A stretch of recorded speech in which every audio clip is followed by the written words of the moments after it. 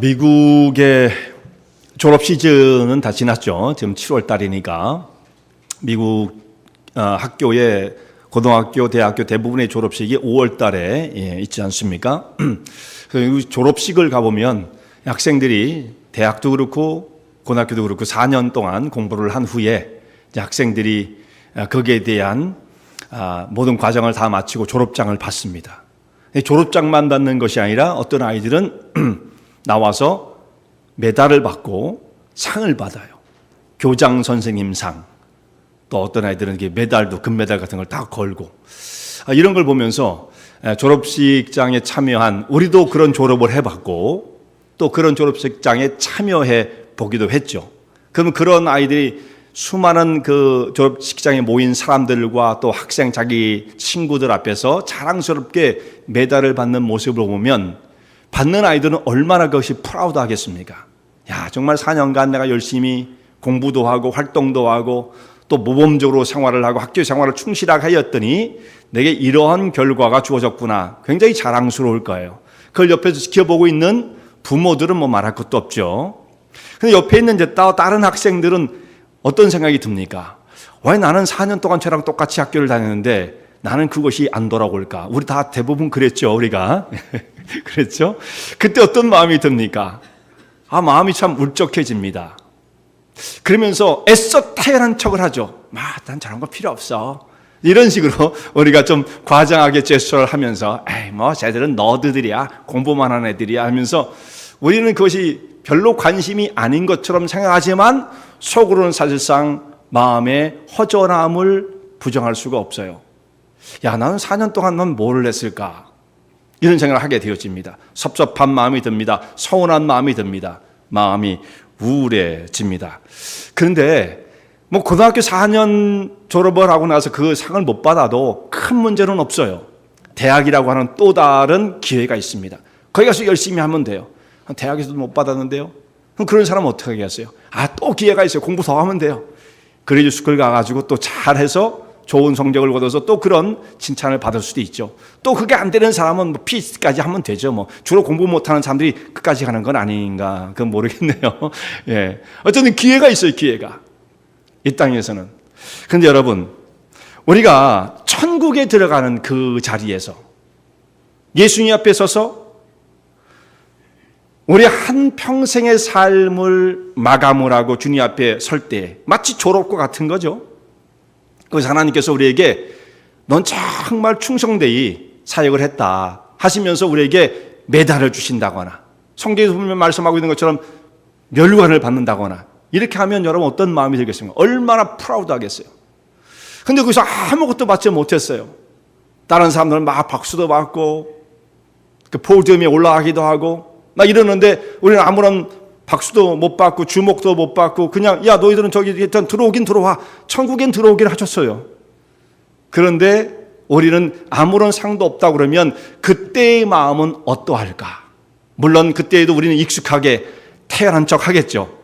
애써서 난 별로 그런 데 관심 없어, 이렇게 그런 표정을 지을진 모르지만 사실상 그 속에 무너지는 마음은 부정할 수가 없을 것입니다. 그때 서운한 그 심정, 나는 한평생 무엇하고 살았을까? 그때 그런 감정이 밀려올 때, 이때는 만회할 기회가 없어요. 고등학교 4년을 졸업하는 가운데서도 그걸 받지 못했을 때 마음이 서운하고 적적하다고 한다면 우리 인생이 마감될 때 하나님 앞에 섰을 때 그때 아무런 칭찬도 인정도 받지 못하고 믿긴 믿었으니까 들어오긴 들어와 있어, 이 정도만 우리가 예수님께 인정을 그 정도만 받는다고 한다면 그때의 우리의 인생은 참 만회할 기회는 없죠. 물론 천국에 들어간 것이 대단하긴 하지만 상이 없다. 이걸 어떻게 해야 할 것인가? 오늘 이 말씀 우리가 함께 상고하고자 하는 것은 어떻게 해야 상을 얻을 수가 있을까? 온전한 상을 얻기 위해서 우리가 무엇을 어떻게 해야 할 것인가? 오늘 이 주제를 가지고 말씀을 나누도록 하겠습니다. 그때 가서 답답함은 없어야 되죠. 그때 가서 서운함은 없어야 되지 않겠어요? 어떻게 해야 우리가 하나님이 주시는 그 삶극 가운데 참여할 수 있는 자가 될 것인가? 성경 전체를 보면 거기에 대해서 말씀하는 바가 대단히 많아요. 그래서 그것을 다 정리한다는 것은 어렵기도 하고 시간상으로도 부족하기 때문에 그렇게 하는 것보다 오늘 여기 요한 2서에 나와 있는 말씀 그것을 기준으로 잡아서 여기에 속한 말씀을 우리가 함께 나누도록 하겠습니다. 근데 성경에서는 그 상을 얻기 위해서 대단한 일을 해야 한다라고 말씀하고 있지는 않습니다. 다른 사람보다 뛰어나고 경쟁에서 이겨야 된다고 말씀하지는 않아요. 그냥 참 다행이죠. 이 세상에는 주로 경쟁에서 이긴 사람들이 상급을 받지만 하나님 나라에서는 그렇진 않아요. 정말 다행스러운 거예요. 다른 사람이 경쟁자가 아니에요. 우리가 그 기준에만 이르면 누구에게나 다 온전한 상을 주시겠다라고 말씀하십니다. 어떻게 해야 되는가? 가만히 보면 기본에 충실해야 돼요. 뭐 뛰어난 일을 해야 되는 것만은 아니에요. 기본에 충실하면 되는데 오늘 그 말씀을 주제로 해서 함께 상고하고자 합니다. 근데 첫 번째 우리가 먼저 짚고 넘어가야 할 첫 번째 주제는 뭐냐면 하늘의 상급이 무엇인가를 우리가 분명히 깨달을 필요가 있어요. 하나님 나라에 성경에서 그렇게 말씀하고 있는 이 상급이란 건 무엇인가? 정말 하나님 앞에 가면 이렇게 상을 주고 메달을 주고 면류관을 주고 다른 사람과 차별되고 좀 말은 좀 이상하지만 그렇게 차등이 분명히 주어지는 것인가? 아니면 천국에서 만약에 그런 차별과 차등이 이루어진다고 한다면 그 상태가 어떻게 천국이 될 수가 있겠느냐 이렇게 생각하는 사람들이 있어요. 그래서 성경에서는 상급이 있다 이렇게 말씀하시는데 그것을 해석적으로 어떻게 받아들이냐면 천국은 모든 사람이 다 같이 똑같은 대우를 받으며 하나님 앞에서 공정하게 대우를 받아야 되기 때문에 차별이 있다고 한다면 어떻게 그것이 천국이 되겠느냐. 천국에 들어가는데 마음에 좀 우울함도 있다? 그럼 말이 안 된다. 그러므로 천국에는 상급이 따로 있는 것은 아니다라고 말하는 사람들이 있다는 말씀이에요. 그래서 정말 천국에는 상급이 따로 존재하는가? 아니면 좀 전에 제가 말씀드린 것처럼 그렇게 되면 천국이 아니기 때문에 천국은 차별적 상급은 없고 모두가 다 천국에 들어가는 것으로 최고의 상을 이미 다 받았기 때문에 더 이상은 없다. 이렇게 말하는 사람들이 있어요. 여러분 어떤 게 맞을 것 같아요? 네, 좀 생각을 해보시면 그렇게 말하는 사람들 일리가 있어 보입니다. 천국은 차별은 없다. 그래야만 천국이 될 수 있지 않겠느냐. 이해할 수 있잖아요. 근데 그런 해석이 나오는 것은 왜 그런 해석이 등장하게 되어지냐면 성경에서 아무리 상급이 있다 뭐하다 말씀을 하셨다 할지라도 천국에 일단 들어간 사람들의 입장에서 생각하면 천국에서 내가 차별 대우를 받는다라고 하는 그런 일이 벌어진다면 그 장소는 이미 천국의 최고의 기쁨의 그 상태가 아니기 때문에 천국일 수가 없지 않겠느냐. 거긴 불편함이 없어야 된다. 최고의 만족이 있어야 한다. 그래야만 천국이다. 이렇게 생각을 함으로써 성경에서 뭐라고 말씀하셨든지 내게 불편하다고 한다면 천국이 아니기 때문에 상급은 없어야 된다고 해석을 하는 입장이 있어요. 그런 사람들이 상당히 많습니다. 성경에서 뭐라고 했든 중요하지 않다 이거. 그러니까 결국은 이런 해석은 뭐냐면 자기중심적인 해석이 되어지는 것이죠. 내가 가지고 있는 사고의 틀을 성경 속으로 밀어넣는 그런 결과가 나오는 거죠. 이런 시도들이 상당히 많습니다. 제가 드린 이 주제만이 아니라 다른 모든 것들도 그것이 가능해요. 내가 갖고 있는 생각을 성경 속에 집어넣어서 성경을 해석하고자 하는 시도들이 있다는 말씀이죠. 그건 해석을 바르게 하는 게 아니죠. 성경에는 분명히 상급의 개념이 있는 것이에요. 반복해서 상급이 있다고 하는 것을 여러 군데서 말씀을 하고 있는 것입니다. 그래서 다른 입장에서 본다면 천국에 상급이 있어야 더 공정한 것이 아니겠는가? 저는 그렇게 생각을 해요. 만약에 천국에 상급이 없고 모든 사람이 다 동일한 대우를 받아야 한다라고 한다면 그런 대우 속에 어떤 일이 벌어집니까? 역차별이 이루어지게 되어지죠. 아무리 잘한 사람도 뭐 소용없어요. 아무리 못해도 그것도 상관없어요. 무조건 다 똑같아야 돼요. 이런 사상은 주로 어디서 우리가 발견되지죠? 공산주의자를, 너 뭐 대학 교수든지 뭐 내가 뭘 하든지 구두 닦기를 하든지 다 똑같아야 돼. 이렇게 생각하는 거예요. 근데 사실 그것은 공정하지 않죠. 오히려 그것이 모든 사람은 다 똑같아야 돼. 그것이 평등이다라고 하는 것은 엄청난 역차별이 이루어지는 거예요. 잘나고 못하고 그런 건 상관없어. 모두가 다 똑같아야 돼. 그런데 그렇게 이론을 내세우지만 실제로 그 사회 속에 엄청난 차별이 존재하죠. 그런 사회가 사람이 다 공정하게 대우를 받느냐, 그런 건 아닙니다. 그러므로 어떤 잘못되어진 인식이 이런 그 사고를 낳게 돼요. 이런 결과를 낳게 되죠. 오히려 그것은 공정치 못하다고 생각합니다. 하나님은 공평하신 분으로서 상급을 사람들의 그 사람에게 맞게끔 주시는 것이 더욱더 훨씬 공정하고 천국에서 이루어져야 할 법한 것이다라고 해석이 되어지는 것이죠. 저는 그것이 훨씬 더 맞다고 생각해요. 여러분들은 어떻게 생각하시는지 저하고 동의를 해 주시면 좋을 것 같습니다. 근데 성경에서 이제 용어를 한번 생각을 해보겠습니다. 그것은 이제 사람들이 생각하고 있는 바를 성경에 빗대어서 어떻게 하는 것이 더 공정한 것인가라고 하는 밖으로부터의 해석이고, 성경에서 사용했던 이 상급의 그 단어에서 뜻하는 바가 무엇인지를 생각해 보겠습니다. 성경에는요, 이 상이라고 하는 말을 쓰는 그 헬라어 말이 미소스라는 말이에요. 미소스. TH 발음인데요. 미소스. 이 단어는 한결같이 어느 곳에서 사용이 되어지느냐면, 사람이 어떤 행위에 대한 보상으로 줄 때 이 단어를 써요. 미소스. 그러니까 이 말이 쓰여진 데를 보면 상이라고 하는 말로 쓰여지기도 하고, 때로는 삭이라고 표현이 되기도 하죠. 임금 이렇게 표현되기도 하는 거예요. 사람이 열심히 하루를 일을 했다? 그러면 그 사람에게 공정한, 그게 맞는 임금을 지불하게 되어지죠. 그때 그것이 삭이 되는 거예요. 똑같은 단어를 쓰는 겁니다. 심지어는 이럴 때도 써요. 어떤 사람이 잘못을 범했어요. 그러면 그것에 맞는 처벌을 할 때도 그게 싹이에요. 싹. 무슨 개념인지 아시겠죠? 결국은 이것은 뭡니까? 철저하게 사람의 행위와 관련돼 있어요. 그 사람이 어떤 행동을 했느냐에 따라서 그 결과가 주어진다는 말씀이죠. 그러니까 하나님 앞에 갔을 때 그 사람이 어떻게 한평생의 삶을, 액션을 어떻게 했느냐, 어떤 삶을 정말 프랙티스를 어떻게 했느냐에 따라서 그것에 맞는 상급을 각기 다르게 주신다라고 생각할 수가 있는 거예요. 그것이 바로 상급입니다. 그래서 어떤 사람은 면류관을 주시고 생명의 면류관, 의의 면류관, 금면류관 주실 수 있는 거예요. 그 성경에서 말씀하는 바입니다. 그런데 천국은 다 공정해야 하기 때문에 이 상도 다 천국에 들어가는 것으로 표현을 해야 된다라고 하는 사람들은 무언가를 착각한 겁니다. 천국에 가는 것은 우리가 행위에 대한 보상이 아니죠. 그것은 삭으로 주는 게 아니에요. 우리가 구원을 받고 천국에 가는 것은 무엇으로 이루어지는 것입니까? 그건 보상이 아니라 선물이며 선물, 기프트예요. 여기서 완전히 용어가 나눠지죠.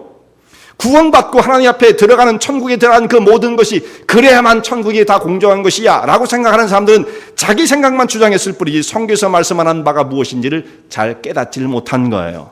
구원을 받는 것은, 여러분 이해하시겠어요? 제가 드리는 말씀을 이해를 못한 얼굴로 저를 쳐다보는데 제가 좀 당황스럽습니다. 네, 이해를 하셔야 돼요. 네. 천국은 어떻게 돼요? 천국은 그냥 값없이 선물로 여기 있어 주시는 거예요. 그럼 그걸 어떻게 받아요? 우리가 아무 액션이 필요 없이 그냥 받기만 하면 끝이에요. 그게 구원이에요. 이걸 갖다가 다른 상급하고 이것을 동일시하는 것은 뭔가를 크게 착각하고 있는 거죠. 상급은 행위에 따른 보상이다. 분명히죠. 그래서 온전한 상을 얻기 위해서 온전한 상을 잃어버리지 말고 그 온전한 상을 얻으라는 말씀이 오늘 우리 본문 가운데 이 말씀이 나오는데요.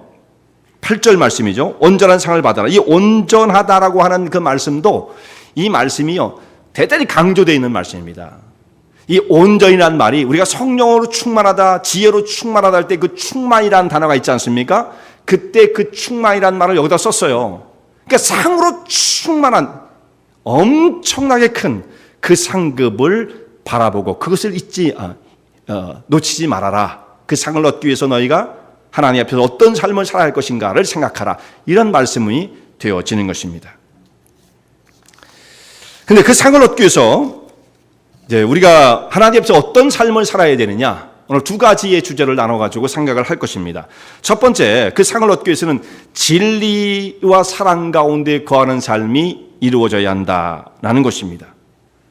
요한서신은 사도 요한이 쓴 편지예요. 오늘 여기 보면은 사도 요한이란 말은 나오지 않고 그가 장로는 자기를 그렇게 표현했어요. 장로다라고 표현을 했습니다. 근데 이 장로가 사도 요한, 요한서신을 쓴, 그리고 요한계시록을 쓰기도 하고 요한복음을 기록한 그 동일한 예수님의 제자 사도 요한으로 우리가 보고 있는 거예요. 그가 편지를 썼는데 부녀에게 썼어요. 부녀. 택하심을 입은 부녀와 자녀에게 편지한다. 이 한 여인이었죠. 여인. 이 여인은 한 로컬 처치의 지도자의 사역을 감당하는 사람이었던 것입니다. 이 편지에 가장 강조되어 있는 말씀이 뭐냐면 진리 안에 거한다라는 것과 진리 안에 행하는 거예요. 진리를 아는 것, 진리 안에 행하는 삶이 반드시 필요하다. 그러니까 아는 것이 필요하고요. 날리지적인 날리지. 아는 것, 진리를 아는 것. 그 다음에 그 진리 안에 행하는 것, 액션이에요. 그러니까 이 액션이 있어야만 상급이 연결되어지는 거예요. 믿는 것, 그것은 천국에 가는 것이고 액션이 필요한 거예요. 액션이요. 물론 이 모든 것도 다 믿음과 관련되어 있지만요. 우리가 진리를 온전히 알아야만 믿음 가운데 거할 수가 있습니다. 이 믿음은 진리와 깊은 관계를 맺어요. 믿음은 어떻게 이루어지는 것이냐면 믿음은 지식이 있고 뭔가의 사실이 있잖아요. 그 사실을 아는 그 지식이 있고 그거에 대한 동의를 하는 게 믿음인 겁니다. 동의를 해야 돼요. 아, 이런 사실이 있는데 그것을 알고 그것이 맞습니다. 그렇습니다. 하고 동의를 하는 것이고 그리고 거기까지만 하면 지식적인 동의가 되어지죠. 한 걸음 더 나아가서 온전한 믿음이 되기 위해서는 그러므로 그 사람이 그 사실을 믿고 하나님을 신뢰하는 단계, 그건 의지적인 거예요. 자기의 삶을 하나님께 맡기고 주님의 말씀을 순종하는 그 단계까지 가는 것, 그러니까 여기는 의지가 담겨져 있는 것이죠. 그 믿음의 세 가지 요소를 말하면 처음에 출발은 먼저는 지식이에요. 지식이 없이는 안 되는 거예요. 그 다음에 동의가 이루어지고 신뢰의 관계가 이루어진 것, 이것을 믿음의 모습으로 분석을 해보면 그렇습니다. 근데 그러니까 진리를 아는 것이 대단히 중요한 거예요. 알지 못하면 믿음은 존재할 수가 없어요. 우리 아무것도 모르는 상태에서 믿음이라는 건 일어날 수가 없어요. 그러니까 독특하게 샤머니즘이라든지 타 종교에서는 이 알에 대한 것을 그렇게 크게 강조할 필요가 없습니다. 왜냐하면 거기는 열렬하게 종교심만 뜨거우면 되는 거예요. 뭘 알든지 그건 별로 중요하지 않아요. 그냥 종교성만 뜨거우면 되는 거예요. 그러나 우리 신앙의 이 책에 하나님의 백성이 되어지는 저희들은 이 알미라는 것이 대단히 중요합니다. 모르면 안 돼요. 왜냐하면 당신 동의해요? 그랬더니 동의한다고 그래요. 동의한다. 우리의 믿음에 동의가 있다고 그랬으니까 동의한다고 그래요. 그럼 뭘 동의하는데? 아니 몰라. 나 그런 거 중요하지 않아. 난 무조건 동의해. 이건 성립하지 않는 거예요. 뭔가 사실을 자기가 받아들이고 그걸 인정하는 가운데 동의가 이루어지는 것이지 그게 뭔지도 모르는데 그냥 무조건 동의해. 그러니까 하나님을 난 무조건 믿어야 하는 것은 똑같은 거예요. 먼저 지식을 아는 단계, 이것이 반드시 필요한 것입니다. 그러니까 여러분 성경 말씀도 여러분 귀를 기울여 잘 들어야 돼요. 이런 것을 잘하는 사람들은 우리 아이들이 학교에 가서 공부도 잘할 수가 있어요. 사실은 어텐션이 좋으니까. 우리 교인, 우리 성도님들은 지금 이제 다 졸업해서 그렇지 지금 이 상태로 딱 학교에 가면 다 우등생이 될 분들이에요. 어텐션이 좋으니까.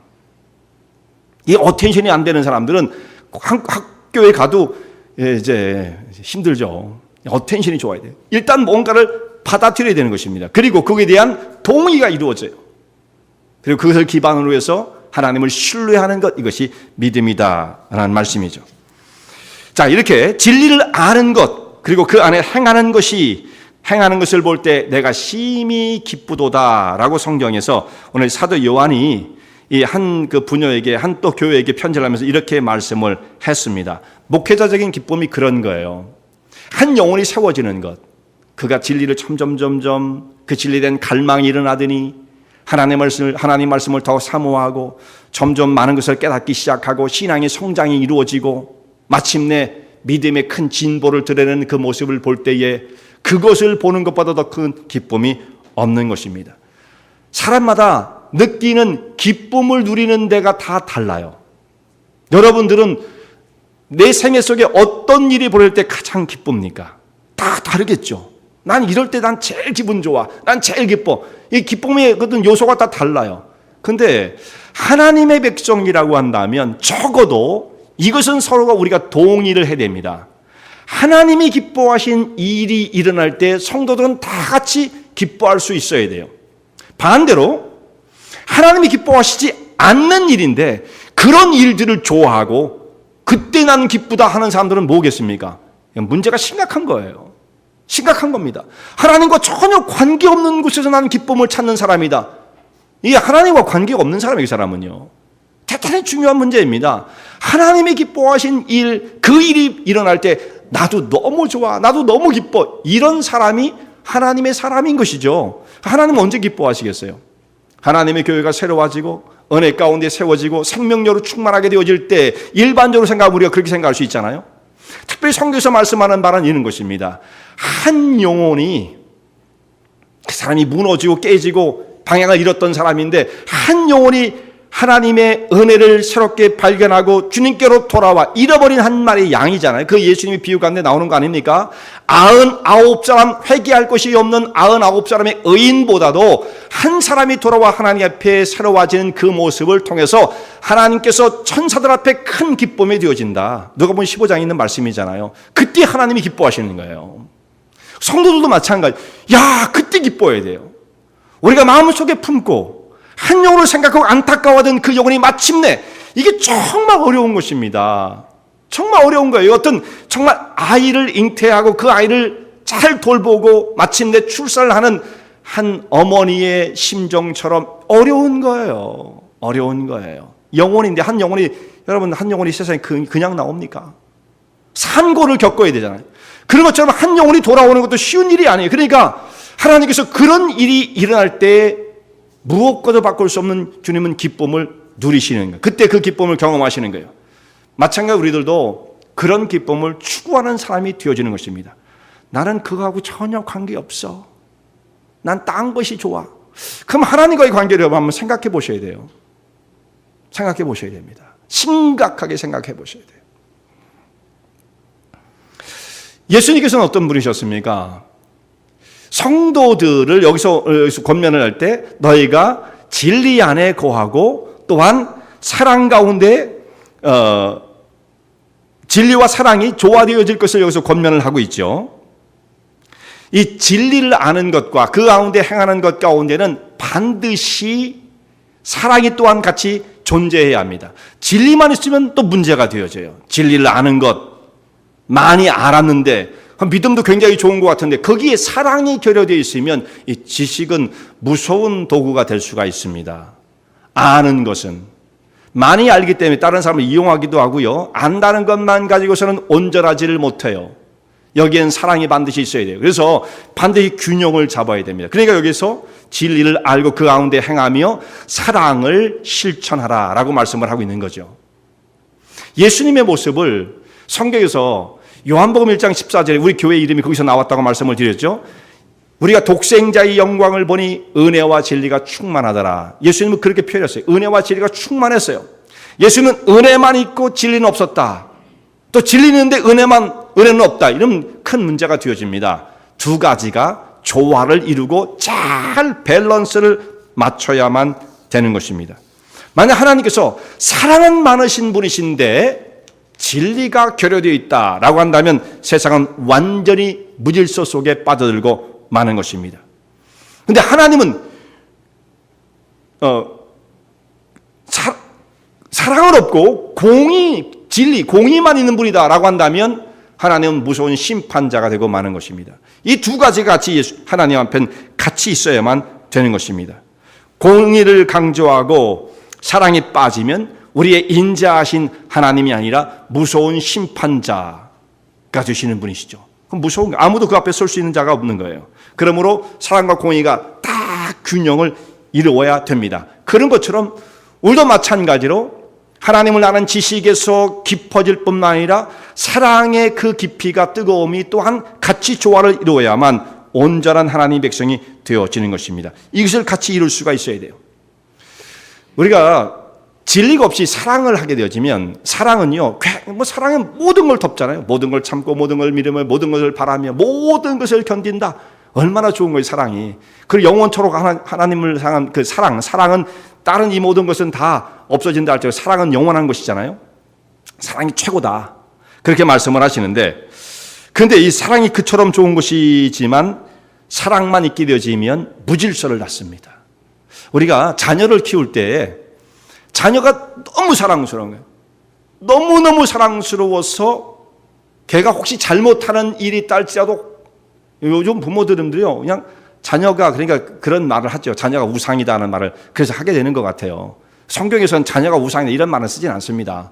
뭐 자녀가 우상일 게 뭐, 과거 사람들은 그래도 그게 냉정했어요. 질서가 있었어요. 근데 요즘 사람들은 그냥 아이를 하나, 막 키가 나야 둘, 셋쯤 넷쯤 쭉쭉 나래도 그렇게 말들을 안 듣는지 모르겠어요. 예? 그렇게 하다 보니까 그냥 아이가 이게 우상의 어떤 그 자리까지 가는 것 같아요. 너무 얘가 귀하니까 걔한테 싫은 소리를 전혀 못 하는 거예요. 애가 잘못돼도 그냥 오냐 하는 거죠. 그런데 이것은 자기들이 생각할 때는 그것을 사랑이라고 생각할지 모르지만 이 사랑은 결과적으로는 자녀를 사랑하는 게 아닙니다. 자녀를 미워하는 거예요. 왜냐하면 그렇게 되면 애가 분명히 잘못되거든요. 100% 잘못되죠. 사랑은 그런 식으로 표현하는 게 아니죠. 거기에는 절제가 이루어져야 되고 진리가 같이 있어야만 사랑이 빛을 발하는 거예요. 공의는 없고 진리는 없고 기준도 없는 상태, 난 무조건 네가 좋아. 하나님도 절대 우리를 그렇게 생각하지 않으십니다. 균형을 잘 잡아야 되는 것입니다.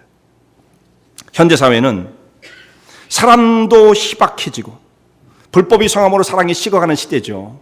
뭐 지금 그렇잖아요.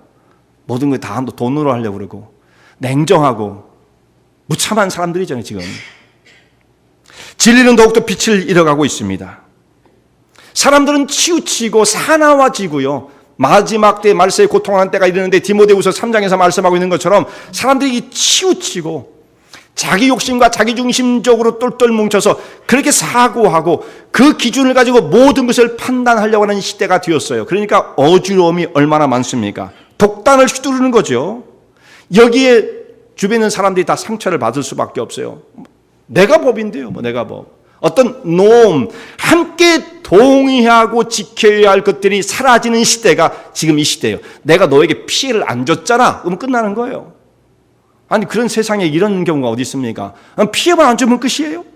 서로가 함께 공유하고 나눠야 할 공유할 수 있는 가치가 있는 시대가 되어야 되는데 이런 것들은 별로 없어요. 이제는 다 개인주의적인 내가 원하고 세워진 기준을 따라서 모든 것을 판단하고 결정하는 그 시대 속에 살아가고 있는 것입니다. 독단을 휘두르고 있는 것이죠. 여기에 많은 사람이 희생을 당하고 더더군다나 하나님 나라가 고통을 겪게 되어지는 거예요. 성도들은, 우리 하나님의 백성들은 진리 가운데 분명히 온전하게 거할 뿐만 아니라 또한 균형을 잘 잡아야 돼요. 사랑으로, 하나님의 말씀으로, 진리의 말씀으로 사랑을 잘 실천을 해서 또 진리 가운데 거함으로써 하나님의 나라의 사역을 잘 감당할 수 있는 충성된 믿음의 일꾼들이 될 수 있기를 원합니다. 그 다음에 한 가지 더 우리가 생각해야 할 말씀이 뭐냐면 미혹을 당하지 말아라는 말씀이에요. 미혹이 뭡니까? 미혹이라는 것 우리 좀 어려운 말인데요. 그 현혹을 당하지 말아라는 뜻이에요. 현혹, 속지 말아라는 뜻입니다. 속지 마라. 다른 사람이 너를 이렇게 현혹시켜서 속이려고 할 때 그것에 속아 넘어가지 말아라. 쉬운 말로 말하면 우리가 그렇게 바꿀 수가 있어요. 미혹, 유혹을 당한다라고도 말할 수 있지만 속지 말라는 그런 말씀입니다. 우리가 교회 안에 있으면 물론 교회라고 하는 이 바운더리가 우리를 상당히 지켜주는 것이지만 그냥 지켜주는 것은 아니에요. 여러분 이렇게 생각해 보세요. 교회는 한 번도 안전한 적이 없었어요. 교회가 이 세상 2000년 동안 존재하는 동안에 한 번도 역사 속에서 야 너무 좋다 안전하다 그런 적이 없었습니다. 왜냐하면 2000년의 역사 속에 지금 막 부흥을 막 이루었잖아요. 부흥을 최근에 와가지고 부흥을 이루면서 온 세계로 예수 그리스도의 생명의 복음이 전파되어지고 한국교회, 미국교회가 먼저 왔지만 부흥을 이루었어요. 너무너무 좋은 거죠. 그런데 그런 가운데서도 항상 문제는 있어요. 예를 든다면 이런 것입니다. 교회가 어떤 환경 속에서도 항상 위험 속에 쌓여 있는데 제일 고통스러웠던 때가 언제였겠어요? 로마 시대에 이 교회가 막 시작할 때 핍박을 받던 그 시대가 얼마나 위험했겠습니까? 성도들이 거기서 그 어린 그 교회가 막 이제 태동한 그 초창기에 초기 기독교에 모든 것이 세를다운되기 전인데도 불구하고 핍박을 받으면서 고통을 겪었으니 얼마나 교회가 어려웠겠습니까? 그것이 300년을 갔습니다. 300년. 고통 속에서, 시련 속에서. 그러다가 313년에 로마의 황제에 의해서 기독교가 공인되어지죠. 그리고 로마의 국교가 되어집니다. 그러니까 너도 나도 다 교회로 몰려드는 거예요. 그래도 그 나라에서 뭔가 한 자리 하려는 사람들은 다 신앙을 안 가지면 안 돼요. 세례를 다 받아야 돼요. 이것이 아예 그냥 국가적인 시스템이 되고 말았습니다. 그래서 교회는 거기서 핍박을 받던 자리에서 오히려 국가의 보호를 받았어요. 비호를 받았죠. 그러니까 교회가 얼마나 좋아졌겠습니까? 야, 세상에 이런 일 다 만나다니. 그러니 얼마나 안전해졌겠어요. 핍박을 받던 자리에서. 그런데 이 상태가 어떤 결과를 낳았습니까? 외부의 모든 그 핍박과 어떤 그 어려움이 없어지게 되어지자 교회는 내부 안에서 곪아가기 시작하죠. 고통이 오고 핍박이 오면 더 깨어서 기도하려고 했던 교회가 이제 안에서 내부에서 부패가 일어나게 되어집니다. 권력을 향한 치열한 싸움들이 그 가운데 벌어지게 되어지고 영성을 잃어버리게 되어지죠. 원래 그런 겁니다. 그러니까 모든 밖의 세력이 우리를 보호해주고 안전하게 되어지면 교회는 안에서 썩기 시작하는 거예요. 안에서 내부의 붕괴가 일어나기 시작하는 겁니다. 부흥을 막 이룬 것처럼 보이지만 그거에 대한 부작용이 엄청나게 많아요. 그 속에서 진리가 뒤바뀌어진 역사들이 얼마나 많은지 어쨌든 믿었잖아 그렇게 말하기도 참 어려운, 나중에 수습하기 어려운 정도로 부작용이 많은 이런 상태가 빚어지게 되어지는 것입니다. 그러니까 교회는 한 번도 세상 속에 안전한 상황을 만나질 못했어요. 안전하면 안전한 대로 어려움이 있는 것이고 핍박은 또 핍박대로 어려움이 있는 것이고 항상 그런 것입니다. 우리가 외부에 대한 경계심이 느슨해지면 안에서 이렇게 그 하나님을 향한 진정한 신앙의 모습에서 부패를 하고 그 진리에서 떠나게 되어지는 이런 결과가 나오기 때문에 항상 우리가 지금 어디에 서 있는가 이것을 잘 생각해야 합니다. 안타까운 것은 성도들의 마음을 무너뜨리기 위해서 여러 가지 방법을 가지고 공격을 해오는 미혹이 일어나는데 그때는 이 방법이 여러 가지예요. 어떤 이단의 사설을 가지고 성도를 공격할 수도 있어요. 교리적인 것을 가지고 공격할 수도 있어요. 그것도 우리가 정말 조심을 해야 할 문제입니다. 오늘 성경에 나오는 말씀은 바로 그런 거죠. 근데 이것만이 문제는 아니에요. 어떤 사람은 별로 중요하지도 않은 전혀 가치가, 잘 생각하셔야 됩니다. 전혀 가치도 없는, 그냥 들으면 그냥 기분만 나쁜 이런 이야기를 사람에게 툭 던지면서 그런 이야기를 듣게 됨으로써 사람의 마음이 닫혀지고 마음이 정말 길가와 같이 돌짝밭처럼 딱 굳어지는 그런 일들을 겪게 됨으로써 결과적으로는 하나님을 믿는 신앙으로부터 혹은 그 공동체로부터 떠나는 사람들이 있는 거예요. 과거에도 그랬고 지금도 있는 것입니다. 그런데 그 내용을 살펴보면 정말 그렇게 심각한 것이냐, 우리 영혼을 미혹할 만한, 무너뜨릴 만한 그 정도의 중대사냐, 그런 게 아니에요. 그런데 그 조그만 것을 하나 던졌을 때 사람이 그것을 견디지 못하고 무너지는 모습을 볼 때 정말 너무나 안타까운 거예요. 하나님 앞에 회개한 영혼이 돌아와서 회복되어지는 그 일이 그토록 기쁨이라고 한다면 하나님 나라에 세워져야 할 그 사람이 무너지는 모습은 또 얼마나 안타깝고 고통스러운 일이겠습니까? 그런데 그런 일들이 늘 또한 벌어지고 있는 거죠. 그게 대단히 중대한 문제라고 한다면 혹시 모르겠어요. 그래도 안 되는 것이지만, 근데 정말 들어보면 말도 안 되는 이야기, 그거 무슨 이상한 소문, 근거도 없는 얘기, 그것도 아무런 영향을 줄 수도 없는 이야기들. 근데 그런 걸 듣고도 사람은 무너지고 신앙의 일을 떠난다라는 것은 그런 결과를 보면 너무도 안타깝습니다. 현실 세계에서 늘 그런 일이 벌어지는. 여러분, 사람이 어떤 시험 들 때 대단한 문제 갖고 시험 드는 줄 아세요? 아무것도 아니에요. 왜 그러세요? 말을 못해요. 왜 그런지. 왜냐하면 자기가 얘기해도 창피하니까. 이런 일들이 세상에 늘 벌어지는 거예요, 교회 안에서. 그래서 그런 모습을 보면서 사탄이 제가 사탄의 역할을 한번 해봤어요. 이렇게 상상을 해봤어요. 사탄이 이때는 무슨 마음을 가질까? 사탄이 그럴 것 같아요. 야, 크리스찬들 정말, 아니 크리스찬들 하는 사람들이 어찌 저렇게 연약하고 미련할까? 요거 하나를 딱 던졌는데도 저렇게 사람들이 우왕좌왕하고 난리가 나니 스스로 생각하기를, 야, 진짜 사탄 노릇 해먹기 너무 쉽다. 그럴 것 같아요. 너무 쉽잖아요. 그냥 조그만 거 하나만 딱 던졌더니 그냥 이만한 폭탄이 돼가지고 터지는 모습을 볼 때 참 안타깝게 그지없죠. 예수님께서 그래서 이렇게 말씀하십니다. 너희가 미혹을 받지 않도록 주의하라. 속지 말아라. 마음을 잘 생각하고 방향을 분명하게 정하고 뭐가 뭔지도 모르면서 그렇게 되는 모습을 보면서 참 그야말로 너무도 안타까운 거예요. 이 편지가 쓰여질 당시의 모습은 오늘 우리의 교회의 모습과는 상당히 거리가 많았습니다. 그때는 교회가 없었어요. 지금 우리가 교회가 있고 또 많은 사람들이 교회에 함께 모여서 예배를 드리고 이렇게 되어지지만 이때 당시에는 교회 건물이 없었어요. 다 성도들의 가정에서 교회로 모였습니다. 가정이죠. 다 가정 예배를 드렸어요. 이게 한 300년 정도 거의 지속이 됩니다. 카타콤이라고 하는 지하 묘소에서 사람들이 좀 더 많이 모일 수 있었겠지만 그걸 뭐 건물이라고 말할 수 있겠어요? 지하 묘소인데. 그리고 대부분 이제 가정에서 모였어요. 오늘 여기 편지도 부녀에게 편지를 쓴다고 그랬는데 이 부녀가 바로 그 지역의 한 자기의 가정을 열어서 그 주변에 믿는 사람들이 그 집에 모여서 같이 예배를 드리고 기도를 하고 신교를 하고 또 전도도 같이 하고 신앙활동을 같이 했던 그 역할을 그 일을 주도하면서 그들을 돌보는 사역을 했던 여인으로 보입니다. 굉장히 리더십이 있었던 사람, 또 경제적으로 어느 정도 부유했던 사람처럼 보이겠죠. 왜냐하면 집을 자기가 제공을 해야 되니까 그런 사람으로 보여요. 이 사람에게 편지를 하게 되어지는 것입니다. 지금처럼 담임 목회자가 모든 교회 한 분씩 이상씩 다 이렇게 배치가 되어지지 못하던 시대죠. 전문적인 목회자의 수업을 받은 사람은 그때는 없었어요. 전혀.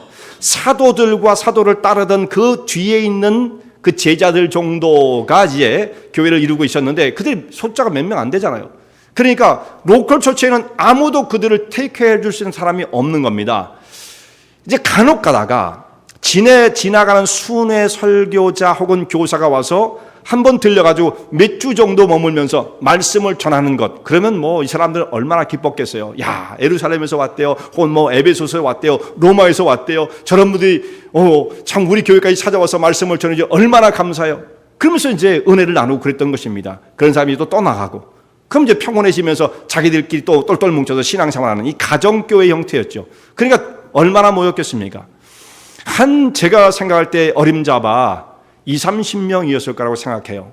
50명이면 그야말로 대형교회가 되었을 것입니다. 그 당시의 기준으로 본다면 대형교회가 되었을 것입니다.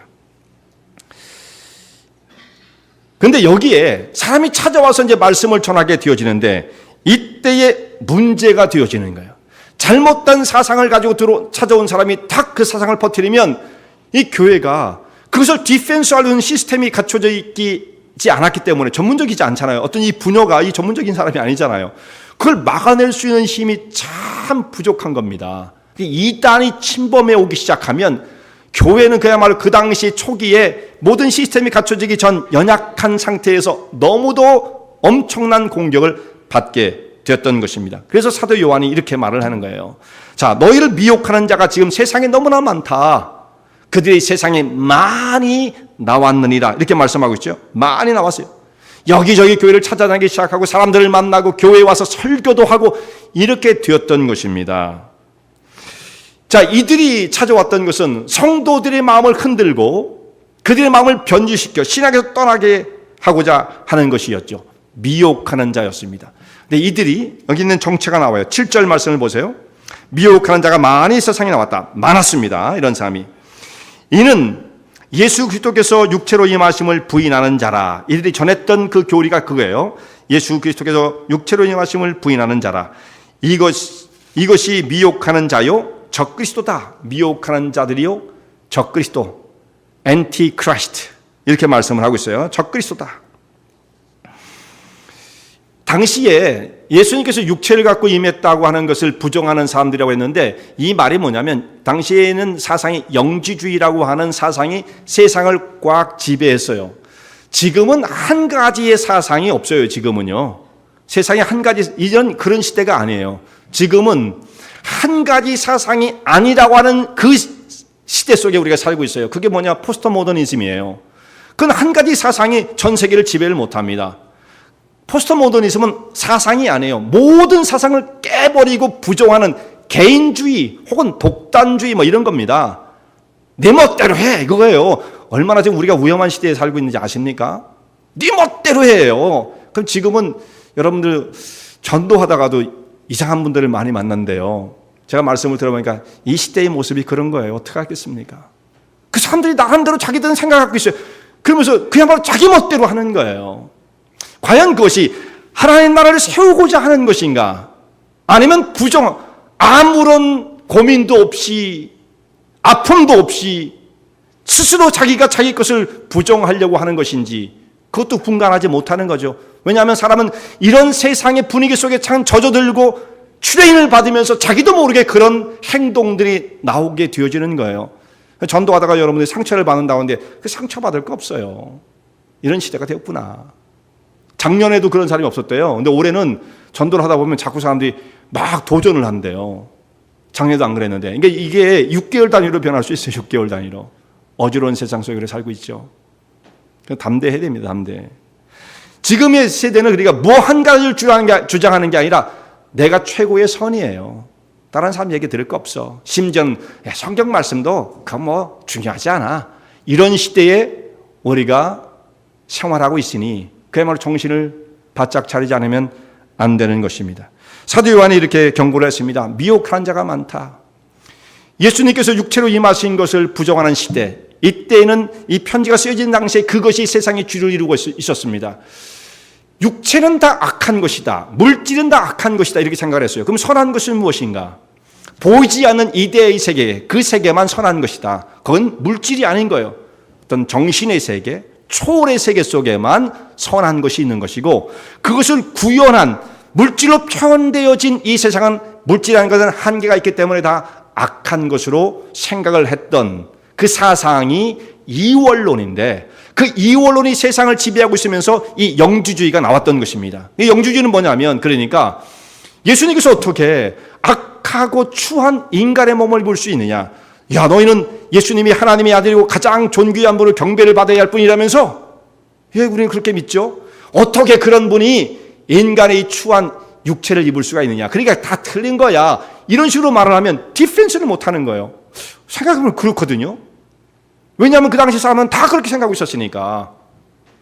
이게 엄청난 교회의 도전이 되었던 것이고, 이런 일이 벌어지면 막을 길이 별로 없었던 거예요. 자, 지금은 그럼 어떻게 하겠습니까? 지금은 세상에 있는 우리 크리스찬들을 무너뜨리기 위해서 예수님께서 육체로 임하셨다는 것을 부인하는 이런 모습으로 찾아오겠어요? 이건 안 통하죠. 지금은 포스트 모더니즘의 그런 문제를 가지고 그 시대의 모습으로 찾아오는 것입니다. 뭐가 그렇게 교회에 매주 나가는 게 중요해요? 뭐가 그렇게 전도가 중요해요? 그냥 뭐 속에서 그냥 믿는다 하는 생각만 갖고 있으면 되는 거죠. 그게 편할 것도 없고, 그러니까 별의별 잡스러운 소리가 세상에 다 나오는 거예요. 자기 철학이 다 있어요. 누가 가르쳐줘서가 아니에요. 세상이 그렇게 사람을 추인하고 있는 거예요. 우리는 세상에서 우리의 길을 배우는 자들이 아닙니다. 하나님 말씀을 통해서 우리의 길을 찾고 배우는 사람들이에요. 근데 나도 모르게 잘못하면 그게 휘말려 버릴 수가 있어요. 이걸 정말 잘 경계해야 합니다. 흔들림 없이 정말 기도하고 영적인 샤프한 분별력을 갖지 못하면 여기에 흐리뭉텅해가지고 다 넘어갈 수밖에 없어요. 글쎄, 나만 좀 유독이 그러나? 나만 이상하게 믿는 거 아니야? 이런 생각을 하게 되어지기 시작하면 그분은 이제 한 3분의 2 넘어간 거예요. 조심하셔야 됩니다. 여기에서 이제 결론적으로 마지막 사도 요한이 대처법을 가르쳐 줍니다. 어떻게 해서 이걸 물리칠 것인가? 단호하게 물리쳐라. 단호하게 물리쳐라. 진리가 아닌 것과는 인사도 하지 말아라. 너희 집에 들이지 말아라. 집에 들이지 말라는 건 뭡니까? 집에 들어오면 설교를 하잖아요. 그 집에 같이 모이는 성도들과 함께 예배를 드리는데 와가지고 순회 설교사가 와서 설교한단 말이에요. 그러면 그 이상한 소리를 하는 거예요. 그러면 그런 말이 한번 쫙 퍼지면 사람들이 마음이 어떻게 돼요? 정말 큰 충격을 받게 되어지죠. 야, 우리가 헛믿었구나 지금까지, 이런 생각을 갖게 되어지는 거예요.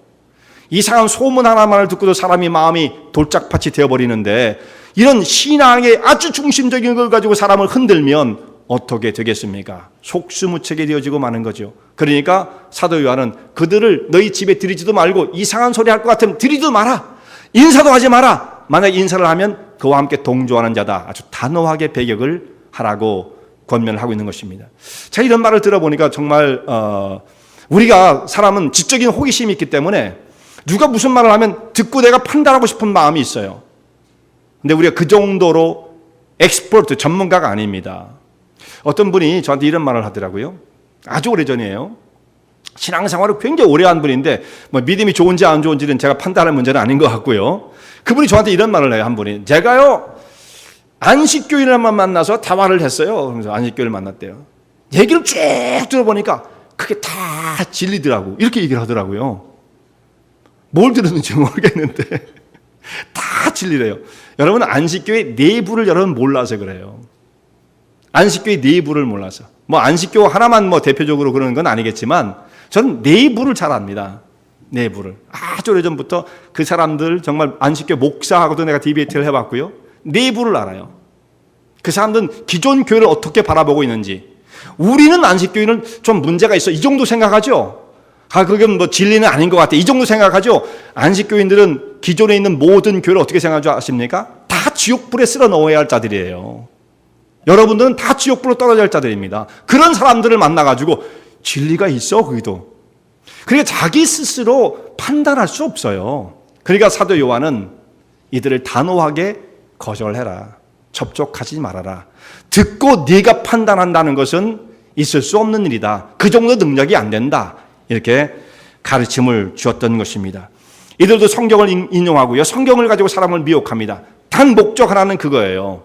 이들을 진리로 깨우치고자 하는 것이 아니라 미혹하여 넘어뜨리고자 하는 목적을 가지고 찾아오는 것입니다. 이렇게 교회가 이단이 침범을 하게 된다든지, 이단은 너무 큰 문제죠. 신천지 이런 거 큰 문제죠. 그런 일이 벌어지면 교회가 수습하기 너무너무 어렵습니다. 왜 그렇습니까? 어떤 뜬 소문, 중요하지 않은 소문 하나만을 듣고 사람은 상처를 받고 교회를 떠나는데, 도대체 그동안 그 사람은 뭘 믿은 거예요? 무슨 생각을 가지고 신앙생활을 한 겁니까? 이런 게 사람의 연약성인데 이단이 한번 흔들어 보세요. 어떻게 되겠습니까? 이 데미지는 그야말로 수습하기 어려울 만큼 깊게 남는 것입니다. 그러면 우리에게 주어진 사명이 있어요. 진리를 잘 지켜야 된다. 진리를 알아야 되고요, 그 가운데 행하며 사랑으로 균형을 잡아서 또 하나님의 교회를 진리로 잘 지켜야 한다라는 말씀이에요. 이런 사람에게 상을 주신다. 이게 특별한 일도 아니에요. 무슨 대단한 공적을 쌓은 게 아니죠. 하나님의 교회를 진리 가운데 잘 세워가는 사람, 충성된 믿음의 일꾼들에게 경쟁하는 게 아닙니다. 우리는 하나님 나라에서 그런 사람에게 온전한 상, 이 온전한 상은 더 큰 상이 없을 만큼이에요. 충만한 하나님의 그 온전한 상을 주실 것이다 약속하십니다. 이 믿음의 길에 서시는 주의 종들 되시기 바랍니다.